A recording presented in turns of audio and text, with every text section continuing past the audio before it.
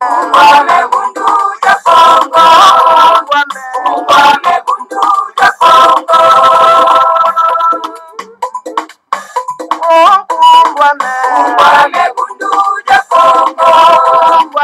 Ungwame bundu ya Kongo. Kole Kole kukongo ya mwenyika. Kisale ya tela mane mumbande. Mukuluza kanda ya Kongo. Mukuluza kanda ya Kongo. Vita Kongo ya mwenyika.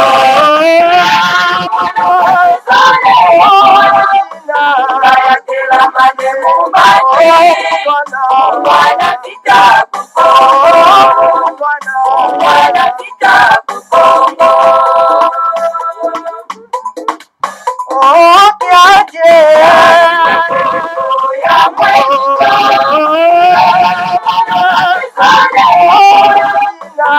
Ya tela mane mumbande. Kanda ya Kongo. Kanda ya Kongo. Tombe Ya mwenyika.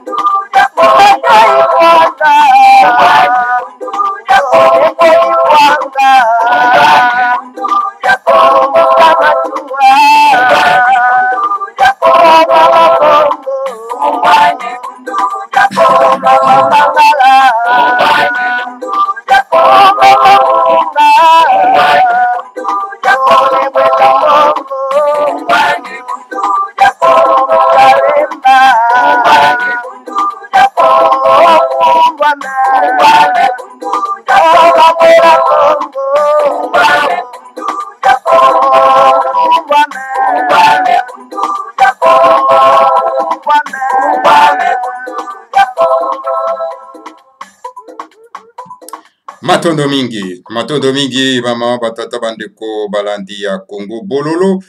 Matondo mingi na bino penso en tout cas bozalaka vraiment fidèle na Congo bololo. Tokosenga na bino kaka en tout cas s'abonner massivement na kati na Congo bololo. Bo ebisa na bandeko s'abonner de façon que tango vidéo ekoya po bakwa kozwa yango automatiquement. Alors bama batata bandeko na pesi bino penso bambote. Yenge pe balo sako na bino banso bama batata bandeko. Donc toye lelo na mokolo mwa lelo. Lelo ya solo pende zali mokolo mwa yambo ya mposo lingi koloba mokolo mwa lende na lokota bapaya. Mokolo mwa yambo ya sanza ya sambo. Oh là là, tokoti deja na sanza ya sambo. Mokubu ya koto mibale na zomi na libwa bongo tokombi bongo na mbongo ya zomi na sambo na miniti tukumine na motoba. Lingi koloba ete ngonga ya mitano na miniti tukumine na motoba ya sima ya nzanga. Ezali babino mbuta bopele bobala oyo toye solo pena tuka tokoka kosolola enyi koloba malamu koloba. Alors bama batata bandeko bana lisaka mathématique point oyo toko meka kosolola lelo. Ezali solo pena tuka tosala mise au point na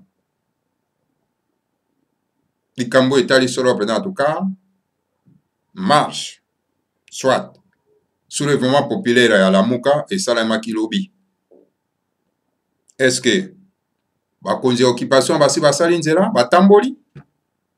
Parce que jusque là na un message moko ekwelinga wa terre pona kolakisa ngai ete en tout cas la coalition Tutsi basi basali nzela batamboli. Parce que Lamuka ebingaki soulèvement populaire en même temps masse pacifique. Eza passé, pe mawa. Alors, maman, batata bandeko bana lisanga timoti. Lobi ezali le D. Le D ezali commémoration, il y a anniversaire, il y a Kipa Vita. Oyo solo pena en tout cas, ba bomaka ye na ba missionnaire, ba homme en mission. Mission na bango ezali ya ko aliéner les nègres et les nègres ont été aliénés. Plus particulièrement, ba nègres au bazali solo pena na Angola, ba nègres au bazali solo pena na Congo, ils ont été complètement aliénés. Na bonzame na bapaya. Alors ya Kipa Vita, mokolo malobi ekokokisa mibu kama misato nazo misato longwa babomaki ye na ba missionnaire kotumba ye na moto liwa ya pasi, tout simplement parce que la jeune dame na époque wana koko na biso na tango oyo mama na biso na tango wana atelemaki mpona koloba ke non à la spiritualité étrangère na kati ya mabeye na biso, non à l'aliénation spirituelle. Batumbie na moto babomi na nsima koboma ye des hommes en mission balobi non. Donc ya Kipa Vita akufaki na mwana na mokongo na moto pe andimaki ase convertisaki na lingomba ya bapaya oyo tobengi le christianisme lokuta monene. Donc lobi ekozala solo pena anniversaire na ye epa wapi bandeko na biso ya bundu ya Congo bakokenda ko célébrer epai ya le grand maître Fumanda Semi na palais royal de sika milulu ekoleka. Maman tata bandeko yango tozaki communiquer lobi kaka tozaki communiquer ya bandeko na biso ya bundu ya mayala zoti na biso communiquer na kati na bundu ka ete to lancer pona bandeko bakwa ko cotiser pona misolo pona milulu wana. Maman tata bandeko donc ba konzi ya sika ya bundu ya mayala bazali vraiment mal organisé maman tata bandeko. Et pourtant médias ezali wana bakoki kopesa biso communiquer depuis longtemps mpona ete tokoka kodiffuser yango na kati na engbunduka mpona kosala appel de fonds na bandeko na biso banso, mais tala bango baza kopesa communiquer en retard. Et pourtant awa donc médias ya Congo Bololo ezali solo pena en tout cas na disposition ya le grand maître Fumanda Semi na message oyo ye nango ya ero ya verso mpona kolamusa baindo. Awa vous ne payez aucun euro, aucun likuta, aucun dollar, gratuitement. Mais les gens sont incapables de faire passer message, même si ils sont gratuits. Ou bien peut-être parce que non, mais Congo Bololo, il n'y a pas trop d'avis, alors ce n'est pas nécessaire. Il faut faire passer communiquer Kuna, ce n'est pas nécessaire. Alors, les avis, on ne les ramasse pas. On se bat pour que les avis aient comment. Parce que les messages que nous diffusons à Congo Bololo, ils ont un message à distraction, ils ont un message à combat. Ils ont un message à distraction, mais ils ont un message à boyebi. Ils ont un message à distraction, ils ont un message à indépendance à kokangolama. Mais tellement que nos frères se servent des nègres de la race noire, hein, les nègres dans la République démocratique du Congo, et en Angola, un peu ailleurs, ils ont été tellement aliénés. Alors donc, le message autopèse en Congo Bololo, et ça, Rabango, pas si na matoi, pas si na motema, soki bayoki balalaka te mutu mosusu ayebisi nga lobi non mokolo natalaka Congo bololo mbala liboso nalalaka te mokolo mobimba mpe nalingaka lisusu kotala Congo bololo wana te abe alalaki te mokolo mobimba tuna ye olalaki te mokolo mobimba butu mobimba te mpo na nini non parce que bazoyebisa ye azongela bakoko na ye abelela bakoko na ye azongela religion traditionnelle na ye alors donc mpo na ye epesi ye pasi moya lala butu mobimba eza te esengeli atikala aliene azala ne aliene atikala koni po bakotia na moto po balambelaka bakotia matuka po ete balambela bato mosusu tala nègre niveau ya komi nango emamata tala ba nègre niveau wana bakomi nango. Alors c'est un combat, bamama batata bandeko eza facile te. Alors il faut se battre mpona kobimisa ba nègre wana na esclavagisme spirituel. Baza ko se sentir plaisir cœur joie na kati ya aliénation wana, mais il faut koluka kobimisa ba. Alors il faut qu'on partage vidéo à Congo bololo mpona baimboka po ete moko na moko akoka kolamuka. Voilà maman tata bandeko le 2 juillet ezali commémoration ya vita kipa wazalaki moko ya telemaki mpona ete alongola bandeko na ye na kati ya aliénation spirituelle. Voilà maman tata bandeko wana ezalaki rappel ya communiqué oyo tozwaki lobi na butu oyo todifusaki yango mpe lobi kaka na butu maman tata bandeko. Voilà. Alors tolobela nano likambo etali solo pena lamuka mpe to akolobela likambo etali ba journaliste. Lamuka apesi baimboka alobi ete le 30 juin ça sera un soulèvement populaire pour chasser la coalition Tutsi oyo baye na kati na mboka na biso mpe bazokonza bango. C'était le mot d'ordre donné par la classe dirigeante ya Lamuka. Et tout le monde a crié de ça que non, Lamuka donc a copié sa mot d'ordre oyo. Alors le militant de Lamuka, donc pas seulement le militant de Lamuka, le peuple y a République fédérale du Congo, bako tout sa mot d'ordre oyo. Alors donc ça sera donc la fin. Donc il y a tout bien donc colonisation, il y a coalition Tutsi. Il y a un moment qui même monsieur Chilombalia c'est Félix akima même Kinshasa keiko ufanda na Kivu parce que atala makambo ndenge ni ekoleka na musika parce que la façon dont Lamuka ba classe dirigeante Lamuka banda ikoloba c'est comme si que bako réaliser quelque chose mais rien. Mon aguelobi c'est un fiasco total. Vous savez, un peuple peureux ne peut pas se libérer. Que ce soit la souffrance ou azako subir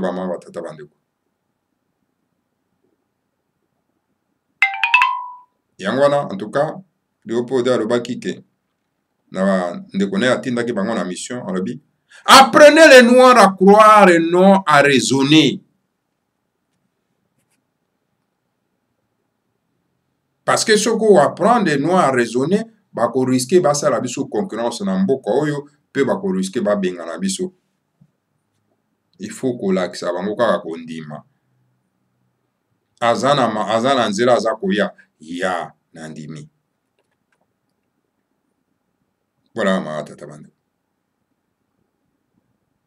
Alors, bakondi à Lamuka, bon, écoutez, Toko Sala, soulèvement populaire, et même Maman Bazaïba qui disait, dans le Congo, que non, nous allons imposer la vérité des urnes par un soulèvement populaire le 30 juin. 30 juin est commis. Moutouali Bosso, Mokonzi na Ebemba, anzwi nzela wa akei na soki na gemena mpona kokenda kokomemore mémoire ya papa na ye. Bama tata bando. Voilà la classe politique congolaise corrompue et fainéante. Na balabala alobi bama tata bandeko tokoki komona kuna kaka mokonzi moko ya lamuka. Le reste bakonzi ya lamuka bazalaki te. Mokonzi yango moko ya lamuka ezalaki nani? Fayulu alias Martin. Ye wana na population. Alors botala bozo kenda kosala marche, ye azo kenda kosala marche avandi na kati ya motuka bombami. Il est à l'abri. Est-ce que yo moni bato wana baza sérieux? Alors laissez la population donc à affronter la police ye moko. Ye à côté na motuka à l'abri.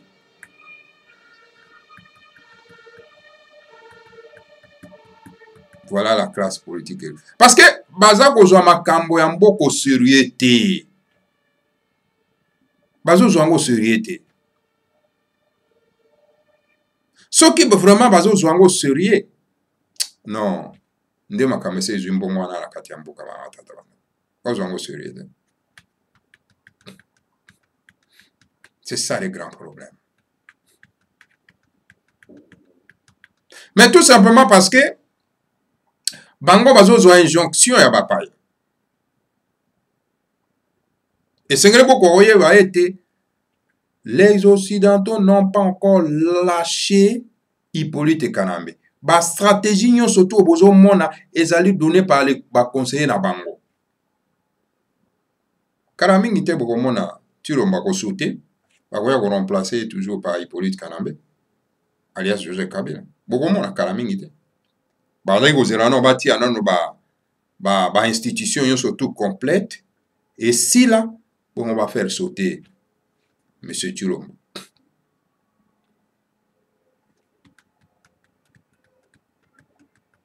M. Tshilombo yebi ba dire bango ba signaki.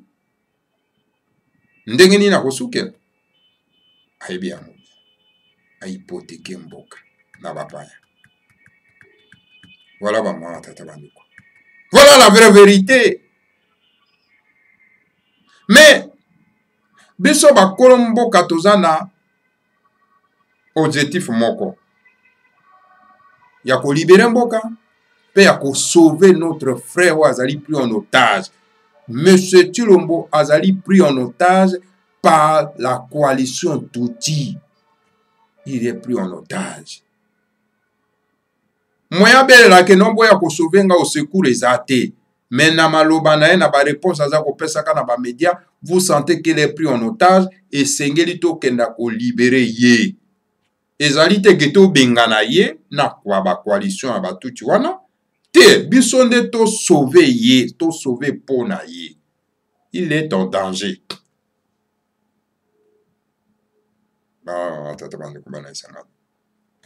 Les jours où tout le monde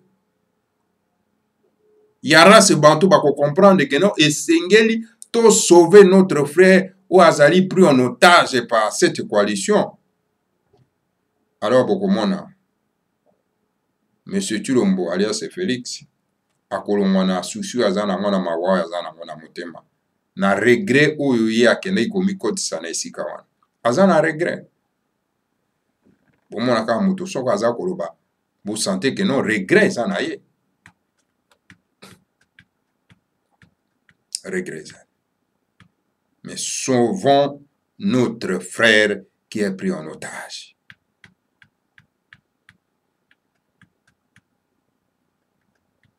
Tala ndenge baza ko surveiller bama tata qui a bougé même pas Clébois. Alors ceux qui totali ba journaliste mosusu baza koloba na kati ya mboka ma tata bandeko baza koloba que notre na démocratie hein toza na président de la République toza na démocratie. Notre problème est le problème de la démocratie. Problème na biso ezali ya occupation mboka ezali occupé par la minorité Tutsi. Par la coalition Tutsi, mboka ezali occupé. Problème na biso ezali ko libérer mboka na biso na maboko ya bapaya. Et ceux qui peuvent faire ce travail, ce sont les journalistes. Mais les journalistes sont corrompus. Corrompus.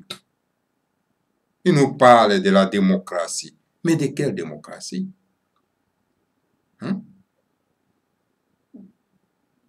Quelle démocratie? Nous savons très bien comment est-ce que les élections ont été déroulées. Est-ce que c'est ça la démocratie? Est-ce qu'on est acquis par l'élection? Les élections de mascarade. Bah, élection n'est pas wapi bosali ata donc fichier électoral était. Hein? Bosali recensement à la population était. Mais dis, ça c'est quoi ça, maman? Oh, bah, journaliste en négeni.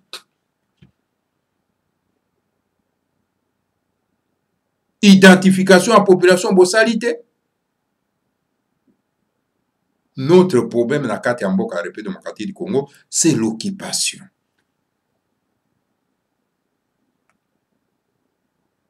Essayer de mettre fin à l'occupation de façon que biso mokoto organiser par élection crédible et transparente. C'est par là qu'on parlera des élections, c'est par là qu'on parlera de la démocratie. Un journaliste qui vient à la télévision pour nous parler de la démocratie pendant que nous savons tous que nous sommes colonisés par cette minorité de la coalition Tutsi, donc c'est un journaliste de mauvaise foi. C'est un journaliste corrompu. C'est pas normal. Dans un pays occupé, colonisé, comment on peut parler de la démocratie? Comment on peut parler de la bonne gouvernance? Comment on peut parler de la police? Parce que toute cette police que vous voyez, c'est une police acquise à l'occupation. Elle respecte que les ordres de l'occupant. Si aujourd'hui, M. Tshilombo, alias Félix, a signé un deal avec Hippolyte Kanambe et qui doit donc respecter le deal qu'il a signé avec Hippolyte Kanambe alias Kabila, donc c'est à nous, le peuple de la race bantou, donc d'aller à côté de notre frère Tshilombo, de l'aider à briser la peur de cet accord qu'il a signé. Parce que c'est un accord suicidaire. C'est un accord donc de mauvais goût. Celui qui a signé un accord secret avec un occupant, il n'est pas crédible d'être appelé président de la République. Mais vous, les journalistes qui l'appelez président de la République, vous, les journalistes qui les soutenez dans ces démarches-là, vous êtes le plus terroriste que les terroristes eux-mêmes. Vous êtes vraiment les ennemis de notre frère Tshilombo, que ses propres frères biologiques. Alors, mes chers frères, il est temps qu'on puisse galvaniser la foule, donner à nos frères et sœurs donc les bonnes informations, exciter nos frères à se prendre en charge, à défendre la terre ancestrale. cessez de bombarder nos frères avec des notions de la démocratie pendant qu'il n'y a pas la démocratie au Congo. Cessez de dire à notre peuple que bon, voilà, nous avons un président qui est élu pendant que celui qui est au pouvoir, il n'a pas le pouvoir en main. Celui qui téléguide non pas le pouvoir, il est à Kingakati et qu'il faut aller le saisir, le débouter dehors. Il rentrait chez lui. D'ailleurs, il a beaucoup construit chez lui. Alors, il n'a qu'à rentrer chez lui. Alors donc, les journalistes qui font ce travail, ils vont payer demain. Parce que la République fédérale du Congo sera libre un jour. Les Congolais, donc le peuple qui compose la République fédérale du Congo va se libérer bientôt. Mais vous, les journalistes qui accompagnez, n'est-ce pas, l'occupation, que sera, n'est-ce pas, votre sort dans ces pays-là? Il est temps que vous poussiez et vous rachetez. Parce que vous êtes en train de commettre un crime. Le crime que vous êtes en train de commettre, c'est-à-dire donner à nos frères et sœurs des fausses informations. Et dire à nos frères et sœurs que bon voilà, nous avons la démocratie, il y a les institutions et qu'il faut respecter. Les institutions qu'il faut respecter.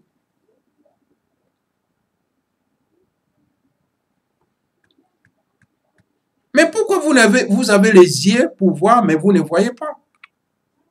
Mais pourquoi vous avez de mauvaise foi? Le pays est occupé, galvanisons la foule pour que cette foule puisse s'en prendre en charge en fait de se libérer de cette occupation, mais vous êtes en train d'endormir notre peuple. D'un côté, les pasteurs font ce travail d'endormir notre peuple, et vous, les journalistes, c'est la même chose. Vous faites le même travail. Kuna ba pasteur baza kola isabande kuna biso na ba morceau biblique bazo ko kotsa bango bobangi na ngambo oyo bino pe ba journaliste boza ko okosa bande kuna biso. C'est comme si vous la vérité ko popoza ko lobana bino lokuta po boza na posa na mwisolo o lieu bo pesa bande kuna biso kanda pona ete bakoka solo pena ko telema po bako libérer mboka na bango bino bozo la sabango na morceau ya démocratie ya lokuta ba notion ya démocratie ya lokuta pendant que mboka ezali occupé. Ça ne va pas. To éviter ba tata bandeko espoir ya libération c'est que vous nanga moni na horizon ni. Voilà un danger oyo mboka na biso eza ko courir ba tata bandeko bana isangati mati. Mboka komi vraiment lokola un gingre comme ça.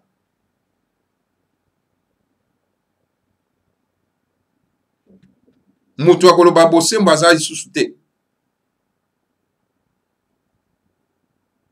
Tiko bandeko bakotia espoir wapi? Bama tata bandeko. C'est grave. C'est grave bama tata bandeko bana le 50 mati. To komi un peuple vraiment donc aza isusu na motote eliki ape ezali lisusu te. Alors donc voilà dans un ndenge nini mboka eza kokourir bama tata bandeko. Alors donc esengeli peuple na biso alongo la paix. Esengeli mateya ya kolongola bangi na kati na bandeko na biso.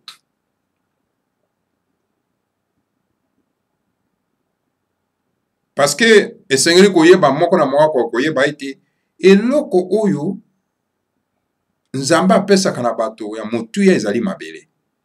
Kobungisa mabele na yo engi koloba ite kobungisa bomoi na yo na kati ya mokili oyo.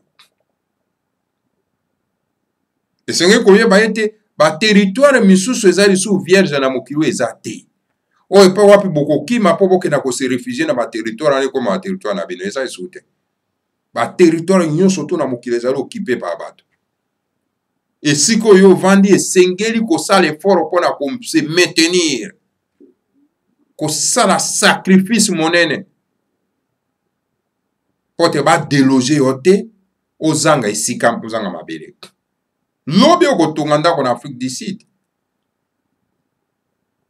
kasi ntango bakomona koza utilité oza lisusu na mabele te, alors donc bakoloba na olongola oteka ndako na wana obima, yebango kokende wapi?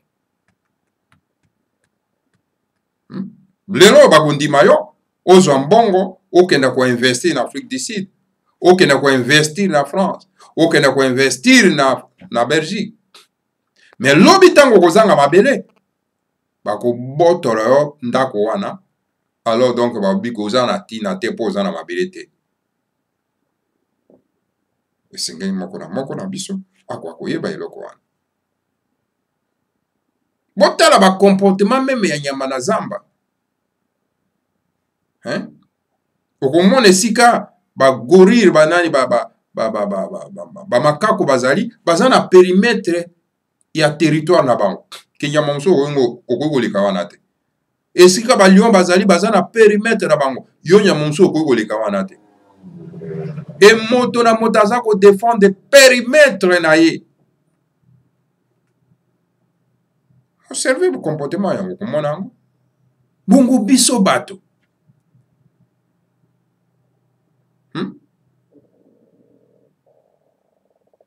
Tala bamborolo balongwe kuna. Bayeti bakoti na boyoma. Baboyomien bakimi. Batikire bango mabele. Et bango bakomi ko réunion maître.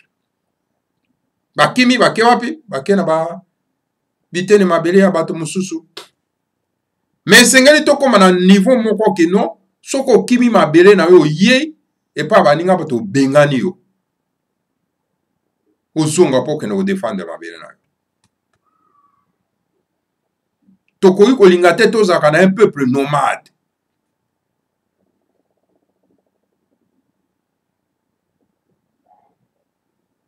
Parce que ezali danger monnaie. Yango monaki même à l'époque ya ba colonialiste belge. Babandaki ko combattre eloko babengi exode rural. Bato batikaka ba village na bango, ba ville na bango bakendaka na ba ville ya minene. Ba combattre yango. Les gens peut-être prenaient ça ezaki mabe, mais ezaki nango mabe te parce que ba esengelaki bato ba fanda na bisika na bango po batonga. Et yango na mateya bukongo eza koteya. Eza koteya na baimboka ete esika oyo botami ezali poste d'attache na yo. Esengeli défendre yango. Ce n'est pas pour yo botamaki wana Nzambe apungu tulenda tindiaki yo wana po batie na bakalite nyonso na kati na yo pona ete okoka kopesa yango na esika oyo botami pona ete kwa kotonga yango. Mais yo soko kimi obimi un déserteur, alors donc c'est condamnable par le Seigneur à Congo. Et les Belges comprenaient ça. Bayebaka yango. Yango mone bandaki ko combattre l'exode rural. Que soko longwe na ville no ke na ville mususu donc illégalement aux ana sanction.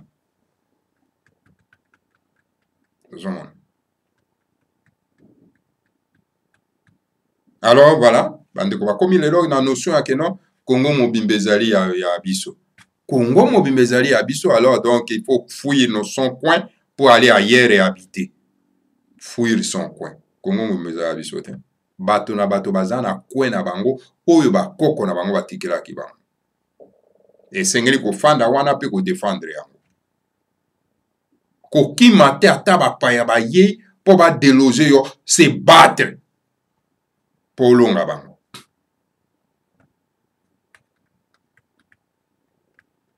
Parce que notion wana ko défendre son territoire, ce qui tozaki na yango.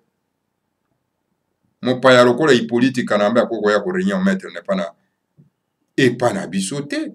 Hippolyte Kanambe akenda kosomba tout un territoire kinga kata fanda epo api ye koko ne uta ata wana te a réunion maître.